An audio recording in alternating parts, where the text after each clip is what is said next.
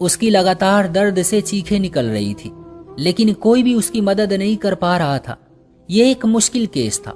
उसे labour room में पिछले आधे घंटे से ज्यादा का वक्त हो चुका था। हर 5 मिनट बाद एक डॉक्टर आती, उसे देखकर और मायूस होकर चली जाती। अभी तक कोई 20 डॉक्टर उसके पास आ चुके थे, लेकिन कोई भी उसका केस हाथ में नहीं ले रहा था। यह बेहद मुश्किल केस था। इसमें माँ और बच्चे दोनों की जान को खतरा था। बड़े बड़े डॉक्टर भी उसको लेने से इनकार कर चुके थे। पति और माँ परेशानी की हालत में बैठे हुए थे, जाने अब क्या होने वाला था। वो किसी तरह का कोई भी फैसला नहीं कर पा रहे थे। एक तरफ तो जान से प्यारी पत्नी और बेटी थी, दूसरी तरफ वो औलाद जिसे बहुत मिन्नतें और मुरादों से उसी ईश्वर से मांगा गया था, जिसे ऊपर वाला 10 साल के बाद उनकी झोली में डाल रहा था। उनकी दिल दहला देने वाली चीखें पूरे कमरे में गूंज रही थी, जब अचानक गैलरी में किसी के कदमों की आवाज सुनाई दी। परेशान माँ और पति ने सर उठाकर देखा। वो पूरे सफेद कपड़ों में मौजूद एक औरत थी। उसका हुलिया कुछ अजीब सा था। वो देखने में खूब मोटी ताजी मर्दाना जिस्म की मालिक थी, और साथ ही साथ उसने एक बड़ा घूंघट अपने चेहरे पर डाला हुआ था। पर घूंघट डालने की क्या जरूरत थी इतनी ज्यादा गर्मी में। उसके साथ इसी अस्पताल की एक डॉक्टर भी मौजूद थी, जो कि एक मशहूर डॉक्टर थी, लेकिन उस वक्त वो इस मामले में फेल हो चुकी थी। खैर, उसने माँ को कहा कि ये एक दाई है, इसके हाथ में जादू है, या आपकी बेटी का केस ले लेगी, अगर आप इजाजत दें तो। वो अचानक बिफर गई और कहने लगी, इस अस्पताल के डॉक्टर मर गए हैं क्या, जो अब हम एक दाई से इलाज करवाएंगे? अरे अगर दाई से ही इलाज करवाना था तो हम गांव में ही करवा लेते, इतने बड़े अस्पताल में आने की क्या जरूरत थी? उस बड़ी डॉक्टर ने माँ को बड़े आराम से समझाया कि माँ जी, इस वक्त हमारे पास इसके अलावा कोई चारा नहीं है। आपकी बेटी और बच्चे की जान बचाने के लिए ये जरूरी है कि हम इसे एक मौका दे दें। आप यकीन करें, ये मेरे गांव से आई है, इसका जादू बहुत चलता है, आप इसे एक मौका देकर तो देख ले। यकीन माने, इसने बड़े से बड़े केस हल किए हैं, हमारे पूरे गांव के केस यही हल करती है। मुश्किल से मुश्किल केस को भी मिनटों में हल कर देती है। आपकी बेटी और इसके बच्चे को कुछ नहीं होगा, वो बिल्कुल ठीक हो जाएंगे। मैं आपको इस बात की गारंटी दे रही हूँ। अगर कुछ भी हो गया तो आप बेशक मेरा गिरेबान पकड़ लीजिएगा। उसकी माँ बहुत ही खराब दिमाग औरत थी। उसने कहा कि अगर कुछ हो गया तो हम तुम्हारा गिरेबान पकड़कर क्या करेंगे? क्या तुम्हारा गिरेबान पकड़ने से हमारी बेटी वापस आ जाएगी?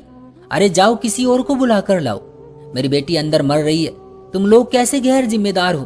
कैसा अस्पताल है जहां पर किसी चीज की सहूलियत ही नहीं है? हमने गलती की है इस अस्पताल में आकर। अरे जब सहूलियत ही नहीं तो इसको बंद करके ताला क्यों नहीं लगा देते? हाय मेरी बेटी, भगवान अब क्या होगा मेरी बेटी और इसके बच्चे का? हमारा तो अब भगवान ही सहारा है। डॉक्टर को भी इस बात पर गुस्सा आ गया था और बोली, कैसी माँ हो तुम? क्या तुम चाहती हो कि तुम्हारी औलाद इस दुनिया में आने से पहले ही दम तोड़ जाए? अभी हमारे पास इसे बचाने के लिए एटलीस्ट 5% चांस तो है, लेकिन अगर तुम लोग इसी तरह वक्त बर्बाद करते रहे तो 1% चांस भी नहीं बचेगा कि तुम इस बच्चे को बचा सको। तुम इन दोनों को खो दोगी, फिर सारी जिंदगी पछतावा ही होता रहेगा। खैर, तुम लोगों को परवाह हो या ना हो, लेकिन मैं अपने अस्पताल में इस तरह किसी भी मरीज को मरने नहीं दे सकती। ये मेरी ड्यूटी है, मैं इसका इलाज करूंगी। अब तुम लोगों को इसकी फिक्र हो या ना हो, मैं तुम लोगों से अब इजाजत नहीं लूंगी। ये कहते ही उसने साथ खड़ी दाई को इशारा किया और उसे लेकर लेबर रूम का दरवाजा खोलकर अंदर दाखिल हो गई। उस दाई ने इलाज शुरू कर दिया। कंडीशन वाकई क्रिटिकल थी। वो लड़की बहुत ज्यादा खतरे में थी, लेकिन दाई ने ऊपर वाले का नाम लेकर उसका इलाज शुरू कर दिया। तकरीबन 2 घंटे उसका इलाज जारी रहा। उस माँ पति की बेचैनी भी देखने वाली थी, जाने अब क्या होने वाला था। परेशान तो वो डॉक्टर भी थी, बार बार शक की नजरों से उस दाई को देख रही थी और दिल ही दिल में बहुत डर रही थी। उसने इतनी बड़ी गारंटी तो ले ली, लेकिन अब अपने अंजाम से उसे बहुत खौफ महसूस हो रहा था। वो दाई भी बहुत परेशान लग रही थी। उसकी हालत देखकर उस डॉक्टर को लगा कि उसने वाकई बहुत बड़ी गलती कर दी है। ये 2 घंटे सब पर ही बहुत भारी थे। उसका पति परेशान था, अगर उसकी औलाद ना रही तो उसकी माँ उसकी प्यारी पत्नी को तलाक दिलवा देगी। उसे अपनी प्यारी पत्नी की जुदाई का डर था।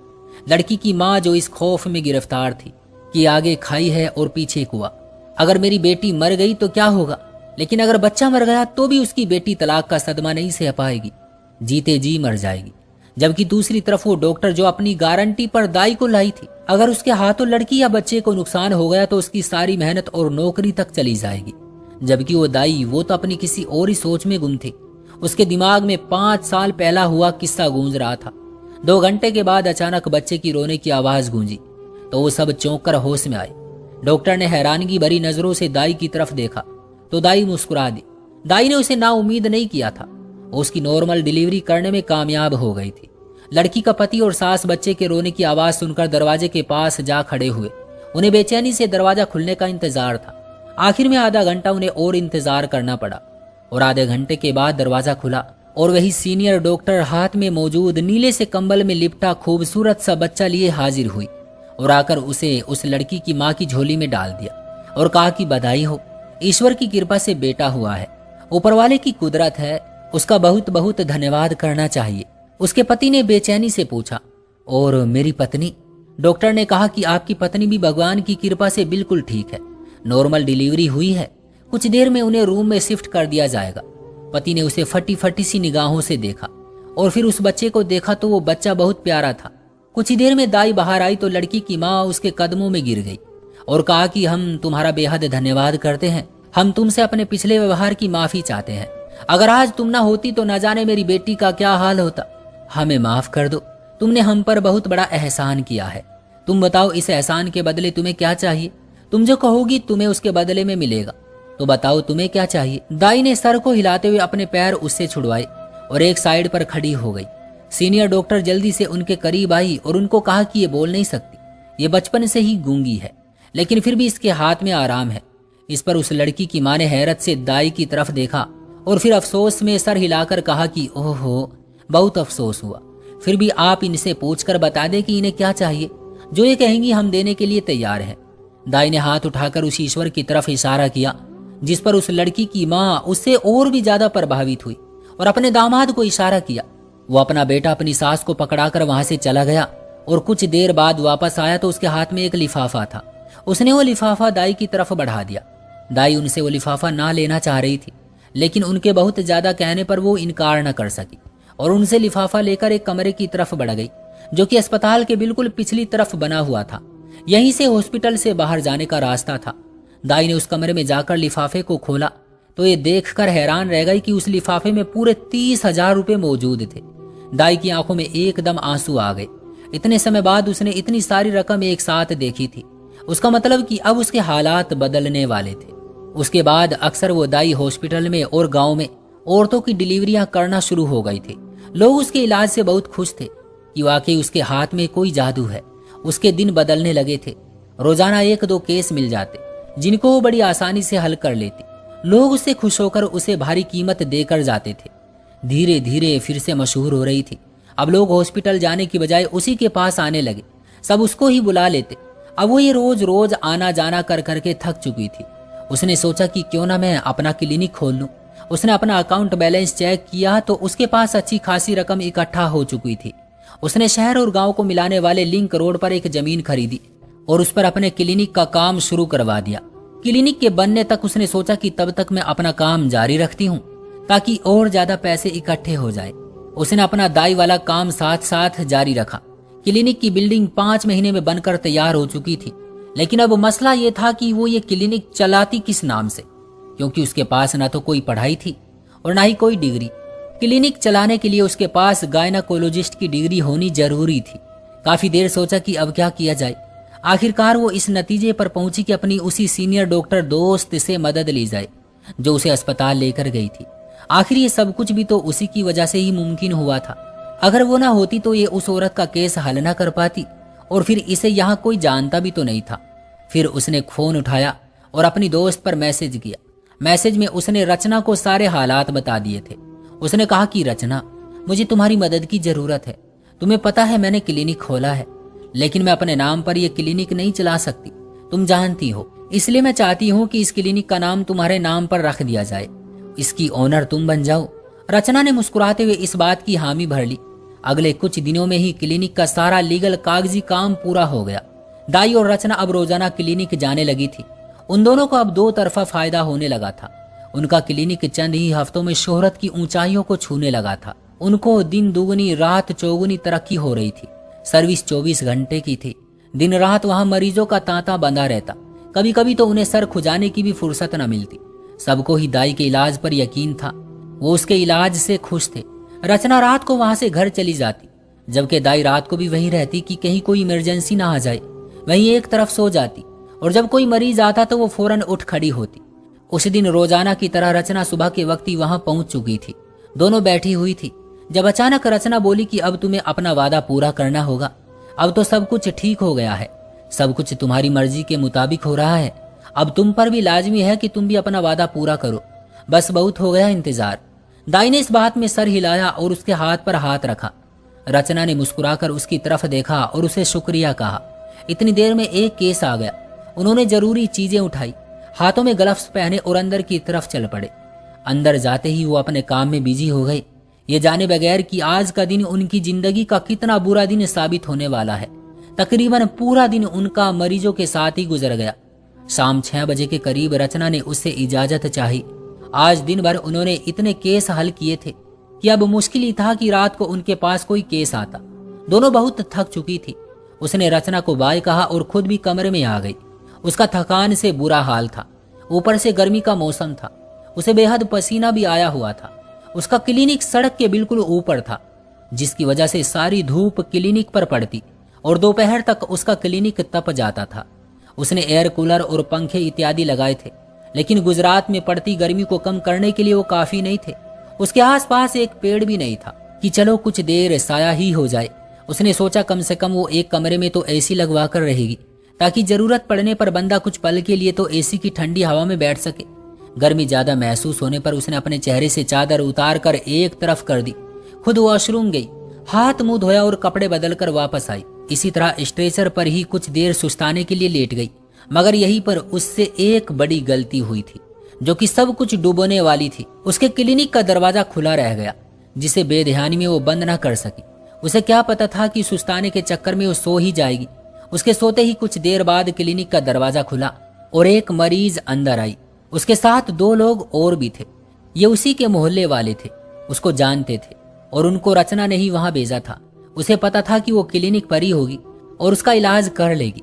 उस लड़की को उस वक्त इलाज की जरूरत थी। वो लोग अंदर आए तो उन्हें दाई कहीं भी नजर न आई। उन्होंने दाई को ढूंढना शुरू कर दिया, लेकिन दाई कहीं भी नजर न आई। ऐसा कभी नहीं हुआ था, वो तो हमेशा सामने ही रहती थी। क्लिनिक खुला होने का मतलब तो यही था कि वो यही इसी जगह पर है। अगर वो यहाँ ना होती तो क्लिनिक खुला ना होता। उस मरीज के साथ एक औरत अंदर आ गई तो आगे उसकी अचानक चीख निकल गई। उसने अपने दोनों कानों पर हाथ रखे। ये क्या उसे देखने को मिल रहा था? उसकी चीखें सुनकर दूसरी औरत भी भागी भागी अंदर आई, जबकि मरीज वहीं पेट पर हाथ रखे दोरी होती जा रही थी। जब दूसरी औरत अंदर पहुंची तो उसका तन कांप गया। ये क्या था? कोई धोखा फरेब या कुछ और? उन्हें अपनी आंखों पर यकीन ना आया कि उनके सामने सोई हुई दाई बेहद खूबसूरत और हसीन लड़की थी, जिसके बाल तकिए पर फैले हुए थे। उनको अपनी आंखों पर यकीन नहीं हो रहा था कि वो लड़की इतनी खूबसूरत हो सकती है। इन औरतों ने उसे जगाया। वो उठ बैठी और उनको बाहर जाने का इशारा किया। पीछे एक गहरी सांस छोड़ी और कहा, शुक्र है बाल बाल बच गए।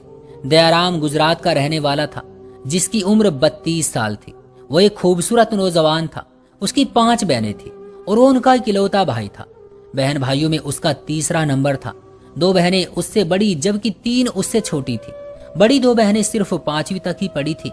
उसके बाद घर के हालात ने इजाजत न दी। उसका संबंध एक गरीब खानदान से था। इनका गुजर बसर बहुत मुश्किल से होता था। दयाराम को पढ़ने लिखने का बहुत शौक था, लेकिन कम पैसा उनकी राह में रुकावट डाल रहे थे। उसने 5वीं क्लास से ही काम करना शुरू कर दिया था। वो पहले टाइम स्कूल जाता और दूसरे वक्त में मजदूरी करता, क्योंकि उसे अपने ख्वाबों को हर हाल में पूरा करना था। वो मेहनत मजदूरी करता और दिल लगाकर पढ़ाई करता था। वो रात देर तक पढ़ता रहता था। उसको देखकर लगता था कि वो बहुत कामयाब होगा और जरूर अपना हर सपना पूरा करेगा। खैर, वक्त गुजरता गया। 5 साल और गुजरने के बाद और मैट्रिक करने की नियत से उसने थोड़ा बहुत काम भी सीख लिया था, जिससे उसे अच्छी खासी रकम मिल जाती थी। ज्यादा नहीं, लेकिन उसके हालात थोड़े बहुत बेहतर हो गए थे। वो अपनी पढ़ाई का सारा खर्चा खुद उठा रहा था, जबकि उसके बाप की कमाई से उनका खाना पीना पूरा होता था। उसकी छोटी 3 बहनें भी अब 5वीं, 6ठी और 7वीं में थी। बड़ी दोनों बहनें और माँ तीनों लोगों के कपड़े सिलाई करती और उनकी पढ़ाई का खर्च निकाल रही थी। साथ ही साथ माँ दीदी के दहेज के लिए भी कोई ना कोई चीज तैयार करती जा रही थी। आज दयाराम को सुबह से ही बहुत बेचैनी थी, क्योंकि आज उसकी मैट्रिक का रिजल्ट आना था। उसने बहुत मेहनत की थी और उसे पूरा यकीन था कि वो बहुत अच्छे नंबरों से पास हो जाएगा। उसने स्कॉलरशिप के लिए अप्लाई किया था। पिछले 2 साल से वो स्कॉलरशिप पर पढ़ रहा था और उसे आगे भी यकीन था उसको स्कॉलरशिप मिल जाएगी। वो सुबह से अब तक दुकान पर 5 चक्कर लगा चुका था जहां पर उसका रिजल्ट आना था, क्योंकि उनके पास मोबाइल नहीं था कि जिस पर वो रिजल्ट खुद चेक कर लेता, और कॉलेज से भी छुट्टियां थी। तो वो कम्युनिकेशन की एक दुकान पर ही आ गया जहां पर उसको उसके रिजल्ट का पता चलना था। आखिर ईश्वर का नाम जपते जपते उसका इंतजार खत्म हुआ और ठीक 11:15 बजे उसका रिजल्ट अनाउंस हो गया। दुकान वाले ने, जो कि दयाराम का जानने वाला था, दयाराम से रोल नंबर पूछा तो दयाराम ने फटाफट उसे बताया। जैसे ही उस दुकानदार ने दयाराम का रोल नंबर एंटर किया तो उसकी आंखें फटी की फटी रह गई। दयाराम के 98% नंबर आए थे और वो फर्स्ट पोजीशन पर था। इतने नंबर और किसी के भी नहीं आए थे। दयाराम ने अपनी मेहनत से साबित कर दिया था कि करने से इंसान कुछ भी कर सकता है। अगर इंसान मेहनत करे तो उसको उसके ख्वाब पूरे करने से उसका मुकद्दर भी नहीं रोक सकता। दयाराम बहुत खुश था। उसका रिजल्ट उसकी सोच के मुताबिक आया था। उसके पांव जमीन पर नहीं लग रहे थे। वो बहुत ज्यादा खुश था। उसने दुकानदार को एक झप्पी डाली और अपने घर की तरफ निकल गया। वो जल्द से जल्द अपने माँ बाप को एक खुशखबरी देना चाहता था। वो जानता था कि उसके माँ बाप बहुत खुश हो जाएंगे। घर पहुंचकर उसने अपने माँ बाप को एक खबर सुनाई, जिसे सुनकर वो बहुत ज्यादा खुश हुए और उन्हें अपने बेटे पर गर्व हो रहा था, जबकि उसकी बहनें उस पर नाज कर रही थी। अगले ही दिन उसके नाम पर एक खत आ गया। वो बड़ा हैरान हुआ। उसने उसे खोलकर पढ़ा तो उसकी आंखें जज्बात में बहकर रोने लगी। गवर्नमेंट की तरफ से उसे 2 लाख रुपयों का इनाम दिया गया था, क्योंकि वो पूरे बोर्ड में फर्स्ट आया था। उसने वो रकम अपने माँ बाप के हवाले कर दी ताकि वो अपनी बड़ी बहन की शादी कर सके। उसकी बड़ी बहन मना करती रह गई कि वो अपनी पढ़ाई पर ये रकम लगाए, तो उसने बताया कि मैंने स्कॉलरशिप के लिए अप्लाई कर दिया है। भगवान की कृपा, कुछ ही दिनों में जवाब आ जाएगा और मुझे पूरी उम्मीद है। उसने अपने माँ बाप को कहा कि दीदी के ससुराल वालों को शादी की तारीख दे दें। ज्यादा देर करना सही नहीं है। 1 महीने बाद उसकी दोनों बहनों की शादियां बड़ी धूमधाम से हो गई। उसने अपनी हैसियत के मुताबिक दोनों को दहेज दिया और किसी चीज की कोई कमी नहीं छोड़ी थी। दिन गुजरे, 15 दिन बाद उसकी स्कॉलरशिप आ गई थी। उसे स्कॉलरशिप मिल चुकी थी, साथ ही साथ अमेरिका जाकर पढ़ने का मुफ्त वीजा और हॉस्टल की सुविधा भी। वो अपनी किस्मत पर बहुत खुश हो रहा था। उसने ईश्वर का बहुत धन्यवाद किया कि उसने उसे ऐसी किस्मत दी। उसने जल्दी से अपना पासपोर्ट और बाकी के कागजात बनाए और 2 महीने बाद अमेरिका जाने के लिए उड़ान भर गया। यहाँ की एक मशहूर यूनिवर्सिटी में उसे एडमिशन मिला था। उसने यहाँ भी खूब दिल लगाकर पढ़ाई की। शुरू में उसे बहुत मसला हुआ, लेकिन आहिस्ता आहिस्ता वो इस माहौल का आदी होता गया। उसने अपना सारा का सारा वक्त अपनी पढ़ाई को दे रखा था। इर्द गिर्द क्या हो रहा है, क्या चल रहा है, उसे इस बात से कोई मतलब न था। यहाँ भी उसके ग्रेड हाईएस्ट ही रहे। वो एक अच्छा स्टूडेंट माना जाता था। खैर, 8 साल की पढ़ाई के बाद उसको डिग्री मिल चुकी थी और अब वो एक कामयाब गायनोकोलॉजिस्ट बन चुका था। Gynaecologist doctor Dayaram. किस्मत उस पर कुछ ज्यादा ही फिदा थी। फिर पढ़ाई के बाद वही के एक मशहूर अस्पताल में नौकरी भी मिल चुकी थी। इन 8 सालों में वो बस 2 बार ही छुट्टियों में हिंदुस्तान गया था। उसकी 2 और बहनों की भी शादी हो चुकी थी और उसकी बस एक ही बहन रहती थी। अब उनके हालात पूरी तरह बदल चुके थे। उसने हिंदुस्तान में एक अच्छा खासा बंगला बना लिया था और एक गाड़ी भी ले ली थी। अब वो और उसके घर वाले खुशहाल और एक संतुष्टि भरी जिंदगी गुजार रहे थे। लेकिन कभी कभी किस्मत जब बहुत ज्यादा मेहरबान होती है तो बहुत ज्यादा इम्तिहान भी लेती है। ऐसा ही कुछ उसके साथ भी हुआ था। हालात के साथ साथ वो भी बदल गया और वो पहले वाला दयाराम नहीं रहा था। उसके दिल में पैसे का लालच आ गया था और लालच तो इंसान को अंधा कर देती है। उससे अच्छे बुरे की तमीज छीन लेती है, जिसके नतीजे में वो सही और गलत का फर्क भूल जाता है। शुरू में तो उसने बहुत ज्यादा ईमानदारी से काम किया, लेकिन अब उसके दिल में लालच का पौधा उग आया था। वो अब अपनी लालच के पीछे लोगों की जिंदगियां दांव पर लगा रहा था।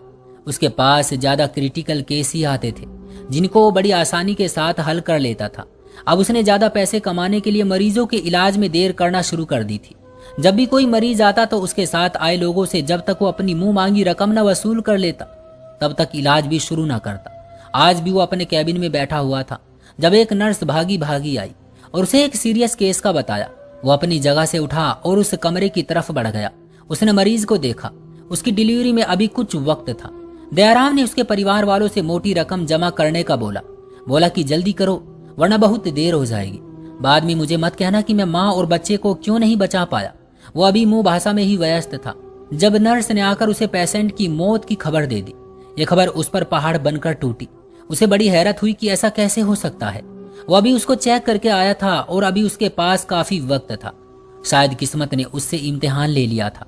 अस्पताल वालों ने उसे नौकरी से बर्खास्त कर दिया और उसका वीजा खत्म करके उसे वापस हिंदुस्तान भेज दिया गया था और आइंदा वो 2 साल तक कोई भी केस नहीं ले सकता था। हिंदुस्तान आकर वो बहुत मायूस हो गया था। ऐसी बात नहीं थी कि उसके पास पैसा नहीं रहा था, लेकिन उसकी नौकरी चली गई थी जिस पर उसे बहुत मलाल था। दिन गुजरते जा रहे थे। शायद कुदरत उसे एक और मौका देना चाहती थी। एक दिन जब अपनी मंगेतर से मिलने अस्पताल गया तो वहां एक फैमिली ने बहुत हंगामा मचाया हुआ था। उसकी बेटी का केस कोई भी नहीं ले रहा था। सब डॉक्टर हाथ उठा रहे थे, कोई भी उसके केस को नहीं लेना चाहता था। ऐसे में उसने अपनी मंगेतर से बात की जो इसी अस्पताल में सीनियर डॉक्टर थी। पहले तो नहीं मानी, लेकिन फिर 2 जानों का ख्याल आया। अब मसला यह था कि यहाँ मेल डॉक्टर अलाउड नहीं थे। रचना ने उसे एक दाई का गेटअप दिया और फिर उसने चेहरा छुपाकर ही उसका केस किया, जो कि कामयाब रहा। उसका इरादा बस यही केस हल करने का था, लेकिन वो नहीं जानता था कि वो मशहूर हो जाएगा। वो इस पूरे शहर में मशहूर हो चुका था। हर तरफ उसी के इलाज के चर्चे थे। उसके मरीजों की तादाद ज्यादा होती जा रही थी। उसे घर पर बुलाने आ जाते और वो भी दाई का गेटअप करके चला जाता। फिर आखिरकार उसने अपना क्लिनिक बना लिया। एक दिन जब वो क्लिनिक में सुस्ताने के लिए लेटा तो उसकी आंखें लग गई। वो तो रचना का शुक्र था कि उसने वक्त पर कॉल करके मुझे बता दिया, वरना अगर उसी दिन मुझे कॉल ना करती तो आज मैं यहाँ तुम्हारे सामने न बैठा होता। उसका दोस्त हैरत से उसकी तरफ देख रहा था। दोनों बेंच पर बैठे हुए थे। उनके सर के बालों में चांदी उतर आई थी। दयाराम अब 60 साल का हो चुका था और जिंदगी में पहली बार वो अपना राज किसी को बता रहा था। उसके दोस्त ने हैरत से उसे देखा और पूछा, क्या किसी को आज तक नहीं पता चल सका कि तुम एक दाई थे? तो दयाराम ने नहीं में सर हिलाया और कहा कि ये तो ऊपर वाले की कृपा है कि उसने इतनी इज्जत दी है, वरना मेरी इतनी औकात कहाँ। ये कहकर उसने आसमान की तरफ मुंह करके उस ईश्वर का धन्यवाद किया, जबकि उसका दोस्त उसकी किस्मत पर हैरान था।